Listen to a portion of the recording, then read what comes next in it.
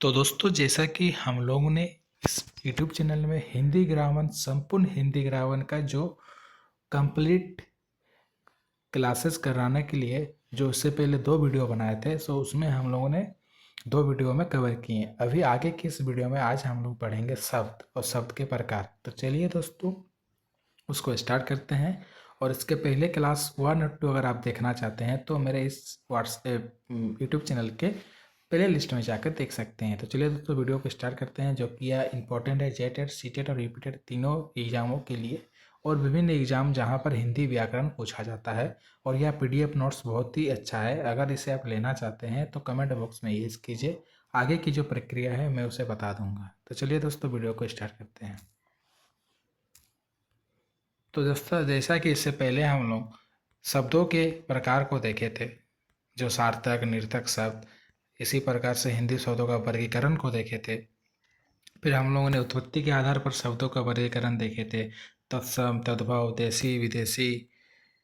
उत्पत्ति के आधार पर हम लोग तत्सम, तद्भव, देशी, विदेशी ये सभी शब्दों को देखे थे। अभी हम लोग आज के इस वीडियो में देखेंगे, हम लोग देखेंगे कि बनावट के आधार पर या व्युत्पत्ति के आधार पर शब्दों का क्या वर्गीकरण है। तो रूढ़, जिन शब्दों के सार्थक खंड ना हो, अर्थात जो अन्य शब्दों के मेल से ना बना हो, उसे रूढ़ शब्द कहते हैं। जैसे घर, राम, चावल, ये सब सिंगल मतलब किसी शब्द से मिलकर नहीं बना है, सिंगल वर्ड है, तो इसे रूढ़ शब्द कहते हैं। यौगिक, जो दो या दो से अधिक शब्दों के योग से बना हो। क्या? दो या दो से अधिक शब्दों के योग से बना हो, वैसे शब्द को यौगिक शब्द कहते हैं। जैसे विज्ञान, बी जोड़ ज्ञान, विद्यालय, विद्या जोड़ आलय, ये सभी यौगिक शब्द है। क्या है? यौगिक शब्द है। यह नोट्स अगर आप लेना चाहते हैं तो कमेंट बॉक्स में यस कीजिए, मैं आपको बता दूंगा। अन्यथा आप मेरे व्हाट्सएप नंबर पर 6206096939 इस पर भी हाई मैसेज करके हिंदी नोट्स मैसेज करके लिख सकते हैं, मैं आपको प्रोवाइड कर दूंगा। इसके बाद हम लोग देखेंगे, यौगिक शब्द देख लिए। इसके बाद हम लोग देखेंगे योगरूढ़ शब्द, कोई शब्द जो यौगिक तो हो परंतु वे समान अर्थ ना देकर कोई विशेष अर्थ देता हो। मतलब वह यौगिक शब्द तो होगा लेकिन वो समान अर्थ नहीं देगा, कोई विशेष अर्थ देगा। जैसे पीताम्बर, लंबोदर, नीलकंठ, दशरथ। नीलकंठ किसको बोलते हैं हम लोग? शंकर को। लंबोदर, गणेश को। पीताम्बर, इसी प्रकार इसका अर्थ दूसरा होता है। आगे हम लोग देखेंगे, जैसे नोट, बहुब्रीहि समास के सारे उदाहरण योगरूढ़ कहलाते हैं। जो बहुब्रीहि समास हम लोग आगे पढ़ेंगे इसी क्लासेस में या इसके आगे अगले क्लासेस में, तो बहुब्रीहि समास के जो सारे उदाहरण एग्जाम्पल है वही सभी योगरूढ़ कहलाते हैं। तो आगे बढ़िए, समझ में आ गया होगा आपको। आगे हम लोग देखेंगे अर्थ के आधार पर शब्दों का प्रकार। तो क्या है? वाचक माने अभिधा, जब शब्द का सीधा सीधा अर्थ लिया जाए, अर्थात जो शब्द का अर्थ वही समझा जाए। जैसे घर, नगर, सड़क, राम, मोहन, ये सभी है। और लक्षणिक, लक्षणिक क्या है? लक्षणी या लक्षणा वे शब्द जिनका सीधा अर्थ ना निकल कर किसी कारण बस दूसरा अर्थ लिया जाए। जैसे किसी मुन्न को हम कहे कि तुम नीरे गधे हो, तो यहाँ गधे गधे शब्द का अर्थ जानवर ना लेकर गधे के समान मूर्खता को दर्शाता है। ठीक है दोस्तों, समझ में आ गया होगा। आगे बढ़ते हम लोग देखते हैं कि व्यंजना, ऐसे शब्द जिनका ना तो वाचक हो और ना ही लक्षणा अर्थात अर्थ लिया जाए, अर्थात व्यंजना दोनों से अलग होता है, भिन्न होता है। जैसे कैसे? एग्जाम्पल देखिए, कोई चोर अपने साथी से कहे कि रात कितनी अंधेरी है, रात कितनी अंधेरी है। तो यहाँ आप क्या समझे? यहाँ कहने का तात्पर्य यह है कि रात की विशेषता नहीं बताई जा रही है, बल्कि कहा जा रहा है कि चोरी के लायक शानदार रात है। समझ में आ गया ना आपको? तो ठीक है दोस्तों, आगे बढ़ते हैं। आगे आप देख सकते हैं कि नोट में क्या दिया है। इन तीनों व्यंजना, लक्षणा और वाचक को शब्द की शक्ति भी कहा जाता है। इंपॉर्टेंट है, पूछा जाएगा हिंदी ग्रामर में, हिंदी व्याकरण में पूछा जाता है कि शब्द की शक्ति किसे कहा जाता है। तो शब्द की शक्ति व्यंजना, लक्षणा और वाचक को कहा जाता है, अर्थात इन्हें शब्द शक्ति कहा जाता है। इंपॉर्टेंट है, याद कीजिए। आगे बढ़ते हैं, हम लोग देखते हैं कुछ अन्य भी है अर्थ के आधार पर, जैसे एकार्थी, अनेकार्थी, पर्यायवाची और विपरीतार्थी। एकार्थी, अनेकार्थी, पर्यायवाची और विपरीतार्थी। एकार्थी शब्द, जिन शब्दों का केवल एक अर्थ हो उसे एकार्थी शब्द कहा जाता है। अनेकार्थी शब्द, जिन शब्दों के एक से अधिक अर्थ हो उसे अनेकार्थी शब्द कहा जाता है। पर्यायवाची शब्द, जो समान अर्थ देता हो, जो मतलब कोई शब्द, दो शब्द समान अर्थ देता हो तो ये एक दूसरे के पर्यायवाची शब्द होंगे। विपरीत शब्द, विपरीत शब्द है ना, तो यह विलोम शब्द तो जो उल्टा विपरीत अर्थ कहलाता है, जैसे रात का दिन, समझ रहे ना, अच्छा का बुरा, सुख का दुख, ये सभी विपरीत शब्द हैं। तो चलिए दोस्तों, आप लोगों को समझ में आ ही हो सके, हम जान रहे हैं आप लोगों को समझ में आ रहा होगा।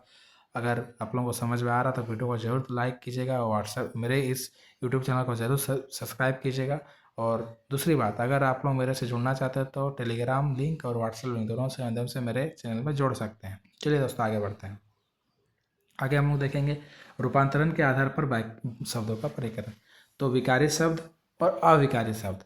विकारी शब्द में क्या क्या आ जाएगा? संज्ञा, लिंग, वचन के आधार पर मूल शब्द का रूपांतरण होता है। और अविकारी शब्द संज्ञा, लिंग, कारक, वचन के आधार पर परिवर्तन होता है। इसी प्रकार आगे देखेंगे, जैसे कि विकारी शब्द के भेद। विकारी शब्द में संज्ञा, सर्वनाम, क्रिया, विशेषण आता है। विकारी शब्द में संज्ञा, सर्वनाम, विशेषण आता है। विकारी शब्द में संज्ञा, सर्वनाम, विशेषण आता है। और अविकारी शब्द के भेद में क्रिया, विशेषण, संबंध बोधक, समुच्चय बोधक और विस्मृति बोधक, ये सभी आते हैं। क्या क्या बोले? विकारी शब्द में हम लोग देखें कि संज्ञा, सर्वनाम, क्रिया, विशेषण, ये सभी आते हैं। और अविकारी शब्द में क्रिया, विशेषण, संबंध बोधक, समुच्चय बोधक और विस्मृति बोधक, ये सभी आते हैं। ये इंपॉर्टेंट है, आपको इसको नोट डाउन करना होगा। आगे देखिए, आगे बता दिया गया है कि जैसे आप देख सकते हैं, ये चारों, देखिए ये चारों अविकारी, ये चारों अवयव शब्द के भेद कहलाते हैं। अर्थात अवयव शब्द अविकारी ही होता है। क्या होता है? अवयव शब्द अविकारी ही होता है। इंपॉर्टेंट, ये इंपॉर्टेंट है। अभी हम लोग देखेंगे विकारी शब्द। क्या देखेंगे? पहला विकारी शब्द। विकारी शब्द जिसमें संज्ञा पहला आता है। किसी का भी एक स्थिर नाम, जैसे राम, कानपुर, ये संज्ञा है, ये संज्ञा का डेफिनेशन है। और व्युत्पत्ति के आधार पर और अर्थ की दृष्टि से, व्युत्पत्ति के आधार पर संज्ञा का बांटा गया है यौगिक, योग रूढ़ और रूढ़, यौगिक, योग रूढ़। और अर्थ की दृष्टि से देखा जाए तो संज्ञा को हम लोग इस प्रकार बांटते हैं। देखिए क्या है? पहला है व्यक्तिवाचक संज्ञा, जिसमें किसी वस्तु का नाम होता है विशेष, राम, सचिन, मनोज, संदीप, ये सभी व्यक्तिवाचक संज्ञा है। जातिवाचक संज्ञा, जाति का बोध होता है, जैसे नदी, पर्वत, लड़की, लड़का, ये सभी जाति को, सभी लड़की को, सभी प्रकार के नदी को बोध कराता है। उसके आगे देखिए द्रव्यवाचक संज्ञा, ऐसा संज्ञा है जो पदार्थ जैसे वस्तु बनी हो, जैसे सोना, घी। द्रव्यवाचक मतलब पदार्थ, जैसे सोना, घी, तेल, ये सभी पदार्थ के चीज़ आ जाएंगे। उसके आगे हम लोग देखेंगे, उसके आगे समूहवाचक संज्ञा, जैसे समुदाय का बोध कराए उसे समूहवाचक संज्ञा कहा जाता है। समुदाय का बोध कराए उसे समूहवाचक संज्ञा, जैसे सेना, सभा। भाववाचक संज्ञा, इसमें भाव, गुण, दशा का बोध हो उसे भाववाचक संज्ञा कहा, जैसे क्रोध, मिठास, काली, लाल, ये सभी, अच्छापन, ये सभी संज्ञा के भेद है अर्थ की दृष्टि से। हम लोगों ने संज्ञा देख लिया, अभी हम लोग सर्वनाम को देखेंगे। सर्वनाम किसे कहा जाता है? तो सर्वनाम संज्ञाओं के बदले जो शब्द का प्रयोग होता है उसे सर्वनाम कहा जाता है। जैसे मैं, तुम, वह। सर्वनाम के भी भेद हैं। सर्वनाम के 6 भेद होते हैं। कितने भेद होते हैं? 6 भेद। तो सर्वनाम के पहला है पुरुषवाचक सर्वनाम, जो स्त्री पुरुष के नाम के बदले में आए। ये भी 3 प्रकार के होते हैं, उत्तम पुरुष, मध्यम पुरुष और अन्य पुरुष।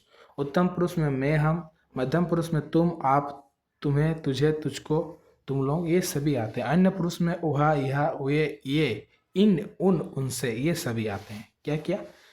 पुरुषवाचक संख्या को 3 भागों में बांटा गया, उत्तम पुरुष, मध्यम पुरुष और अन्य पुरुष। ठीक है, आगे देखेंगे हम लोग निश्चयवाचक संज्ञा, जो किसी वस्तु का निश्चित संकेत देता है। यह सांप है, यह श्यामा है, वह संदीप है। ये संदीप को निश्चित चीज को बता रहा है, तो ये निश्चितवाचक संज्ञा है। आगे हम लोग देखेंगे कि अनिश्चितवाचक संज्ञा, किसी निश्चित वस्तु का बोधन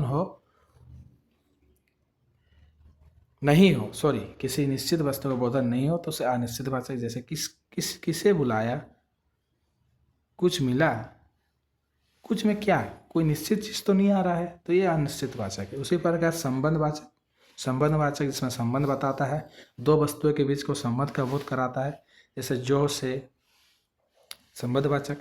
उसी प्रकार प्रश्नवाचक सर्वनाम में जिस सर्वनाम से प्रश्न का बोध होता है, जैसे कौन, क्या, कहाँ, कैसे, कैसे खाया, कैसे पढ़ा, ये सभी प्रश्न कर रहा है, क्वेश्चन मार्क। ठीक है। उसके बाद है लास्ट निजवाचक, जिसमें सर्वनाम से कर्ता का बोध होता है, जैसे आप, कर्ता का बोध होता है। हम लोगों ने अभी तक देखे कि संज्ञा का 5 भेद और सर्वनाम का 6 भेद सर्वनाम तक देख लिए। इसके आगे के पार्ट 4 के वीडियो में हम लोग विशेषण से पढ़ेंगे, जो कि बहुत, ये नोट्स बहुत ही इंपॉर्टेंट है। विशेषण से पढ़ेंगे और इसको हो सके तो 2-3 क्लास में कंप्लीट करा देंगे। या नोट्स अगर आप लेना चाहते हैं तो आप मेरे इस व्हाट्सएप नंबर पे 6206096939 पर हाई करके हिंदी नोट्स लिख सकते हैं, या टेट कंप्लीट नोट्स लिख सकते हैं, मैं प्रोवाइड कर दूंगा। और इसका क्लास अब अगला 2-3 क्लास में कंप्लीट करा देंगे ग्रामर। तो दोस्तों वीडियो अच्छा लगे तो शेयर कीजिए और मेरे यूट्यूब चैनल को सब्सक्राइब जरूर कीजिए।